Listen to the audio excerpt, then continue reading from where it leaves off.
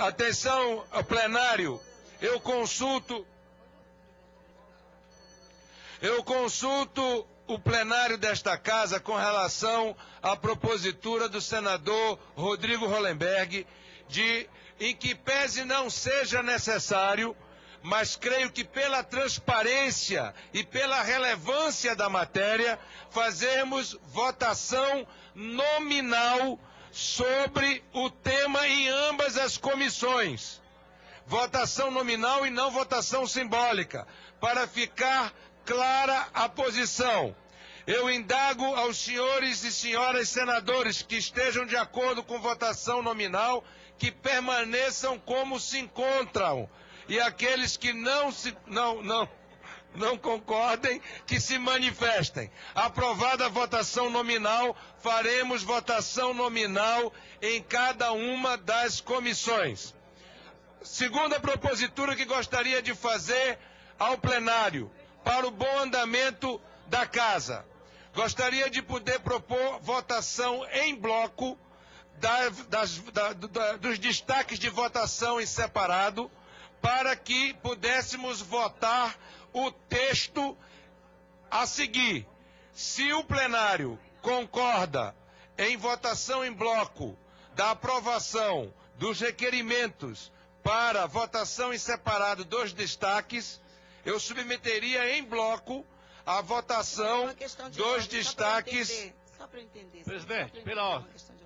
Vossa Excelência propõe uma questão de ordem. Com a palavra, a senadora Marinô para uma questão de ordem. É só para tentar entender, em função das mudanças que ocorreram no texto e que foram admitidas aqui pelo senador Luiz Henrique, para que pudesse ficar claro quais foram os artigos que foram alterados e qual foi o conteúdo incorporado, porque não tem cabimento votar sem fazer a discussão. Porque aí...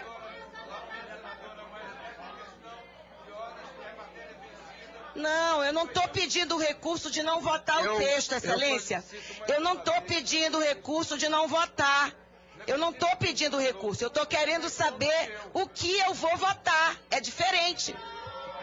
Eu não estou pedindo recurso, Excelência. Mais uma vez eu solicito à audiência presente nesta casa que não interfira no bom andamento destas comissões que aqui estão e no exercício do mandato dos senhores senadores da República e das senhoras senadoras da República. É direito da senadora Marinô fazer o levantamento da questão de ordem.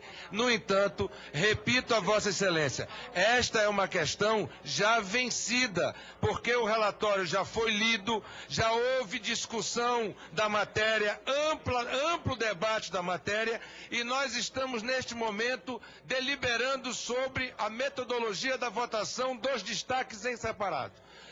Consulto o plenário para aprovação dos destaques em separado. Olá, muito boa tarde, agora são 12h10.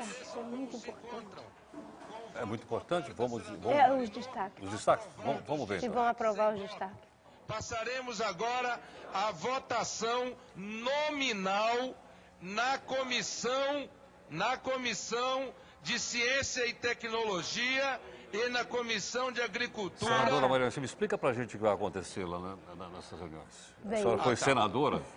Apenas o para que acrescentar... eu tinha entendido antes é que ia votar, vai votar os destaques separados e depois o texto base.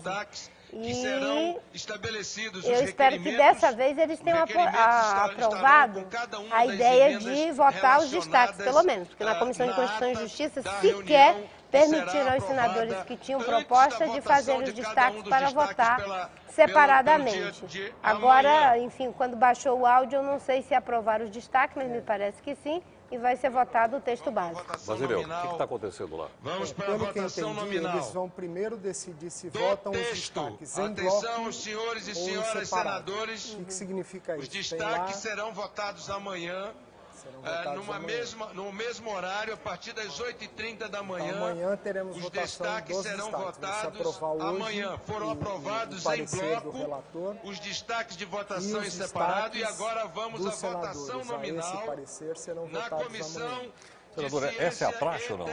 O que eles estão fazendo agora aí, a gente está mostrando. Isso acontece às vezes, né, de você votar o projeto base e os destaques em separado. Essa estratégia de votar os destaques no dia seguinte que tem uma inovação. Por outro lado, é uma coisa positiva, porque aí a sociedade vai poder também agora acompanhar se as propostas que o senador Luiz Henrique havia se comprometido em acolher nas comissões de mérito, de fato, serão acolhidas. Senadora, impressão aqui, obviamente eu sou leigo também nesse assunto, mas pelo que eu estou vendo aí na transmissão da TV Senado, isso está sendo tocado a toque de caixa ou não? Parece que está tendo aí um rolo compressor, será que eu estou enganado? Total rolo compressor. É? A Câmara dos Deputados levou quase 2 anos fazendo esse debate e eles estão querendo liquidar essa fatura em alguns meses com um texto que é um verdadeiro retrocesso e isso, no meu entendimento, tem 2 razões. Quais Em primeiro lugar, da parte do governo a Rio+20. O governo não quer chegar às vésperas da Rio+20 com um retrocesso desse tamanho sendo cobrado pelo Brasil e pelo mundo. Então, quer que isso seja aprovado o mais rápido possível para cair no esquecimento. E a bancada ruralista não quer chegar perto da Rio+20 com uma pressão que seja muito maior do que agora e a mobilização muito maior da sociedade e correr o risco de que essa pressão possa obrigar o governo a fazer um texto melhor. Nesse momento há um pacto, não é, entre o governo e a bancada ruralista, é o que me parece, porque fizeram uma verdadeira blindagem do senador Luiz Henrique. Ele não sofreu pressão por parte do governo, não sofreu desgaste, houve todo um cinturão de proteção ao senador que tem a prerrogativa de 3 pareceres na Comissão de Constituição e Justiça, na Comissão de Ciência e Tecnologia e na Comissão de Agricultura. Então, fizeram com ele a mesma coisa que fizeram com o Aldo, deram superpoderes a um senador que é contrário às florestas, contrário ao Código Florestal e que está propondo a manutenção do texto do Aldo com algumas mudanças cosméticas. Quando a senhora diz ele, está se referindo a quê? Ao setor de agronegócio, do agrobusiness e o governo? É isso? E são esses? Até agora há uma aliança entre os 2 setores. É o que eu posso sentir. Porque o Ministério do Meio Ambiente não fez nenhuma crítica ao relatório do senador Luiz Henrique. O governo não movimentou a sua base para poder melhorar esse texto. Pelo contrário, o que a gente viu foi sempre elogios, né? O senador Jorge Viana, que vai dar o parecer na Comissão de Meio Ambiente, no meu entendimento, agora fica com uma responsabilidade muito grande, porque ele também avalizou esse relatório do senador Luiz Henrique, e agora, como o Luiz Henrique não assumiu nenhuma das propostas que o Jorge disse que ele faria na Comissão de Mérito, ele terá a responsabilidade de colocar as coisas nos devidos termos na Comissão de Constituição e Justiça. E agora, como é um relator do PT, um relator identificado com o governo, acho que fica até mais fácil a sociedade se movimentar para responsabilizar quem de direito, que é a presidente Dilma, que se comprometeu que vetaria caso passasse uma proposta que signifique aumento de desmatamento, perdão, para desmatadores. E agora, então, se a proposta passar do jeito que está, ela vai ter que vetar. Se ela cumprir aquilo que disse, ela vai ter que vetar. Se passar do jeito que está, se não tivermos mudanças na Comissão de Meio Ambiente, a presidente com certeza vai honrar o compromisso que assumiu com a sociedade brasileira no segundo turno e fazer o veto. O que eu acho que foi uma estratégia equivocada do governo e da sua base. Porque ou ela vai se indispor com 80% da população que não quer esse relatório, ou com 80% do Congresso, pelo menos da Câmara dos Deputados, que votou o relatório. Não entendi isso. Uma outra pergunta agora, enquanto senador. Como é que pode 80% da população pensar de um jeito e os 80% dos seus representantes pensar de outro? Isso é o paradoxo da política atualmente. As pessoas, às vezes, escolhem os seus representantes sem olhar muito para os compromissos que eles Os seus representantes não olham para a população também para saber o que é Nesse momento, deveriam olhar. Deveriam olhar. A pesquisa Datafolha deu conta de que 80% da população não quer esse relatório. Mas eles estão fazendo vistas grossas a essa desdita da sociedade porque apostam no esquecimento. como se a gente fosse de curta memória mesmo. O problema é que as cicatrizes na floresta vão ficar ad infinito. E eu espero que essas cicatrizes possam ser uma espécie de memória para cobrar do governo, da presidente Dilma, cobrar dos 513 deputados e dos 81 senadores a responsabilidade que temos com as florestas. O Chico Mendes, antes de ser assassinado, escreveu uma carta chamada Aos Jovens do Futuro. Eu acho que é o momento da gente fazer uma espécie de carta aos jovens do presente, porque é o futuro deles que está sendo agora negociado, é o futuro deles que agora está em risco. Senadora, nós somos uma república representativa. É isso?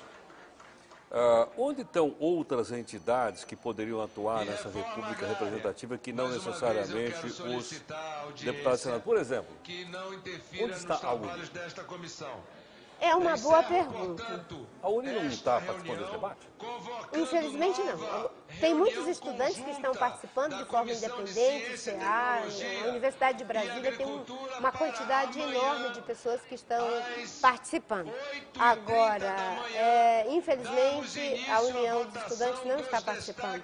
Tem um comitê em defesa das florestas, que é composto pela ABI, a OAB, a CNBB, o Movimento SOS Floresta, uma gama de entidades da sociedade civil que estão se mobilizando, criando comitês nos estados, mas a UNE não está. A UNE fez, inclusive, uma passeata, acho que foi há 2 anos atrás, intitulado Petróleo é Nosso.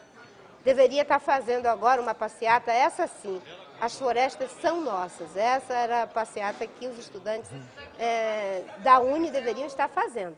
Agora, os estudantes de várias universidades, de forma independente, estão fazendo sim. Outra coisa que eu não consigo entender, como é que os partidos de esquerda estão atuando nesse caso?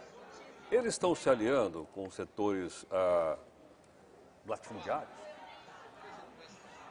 Infelizmente, se a gente levar a discussão para o campo dos partidos, com raras exceções que estão se posicionando como partido, no caso o PV e o PSOL na Câmara dos Deputados, e isso continua assim, os partidos já não conseguem mais discutir propostas e projetos. É poder pelo poder, infelizmente. E nós temos alguns parlamentares do PT, alguns parlamentares do PMDB, alguns pouquíssimos do PSDB, e devemos fazer jus a esses que estão se esforçando para fazer um contraponto dentro dos seus partidos. O senador Aloysio Nunes, na Câmara dos Deputados, o deputado Trípoli, enfim, o senador Eduardo Suplicy, o próprio Jorge Viana tem dito que vai se esforçar, mas fez um esforço muito grande de blindar o Luiz Henrique, o que acho que foi uma estratégia equivocada, né? Nós temos pessoas dentro dos partidos, mas os partidos, com exceção do PV e do PSOL, não tem posição fechada. O PDT, no Senado, tem uma quantidade boa de pessoas que estão trabalhando com a sociedade civil, que é o senador Cristóvão, o senador Pedro Tax, enfim. Mas, lamentavelmente, nesse momento, é poder pelo poder.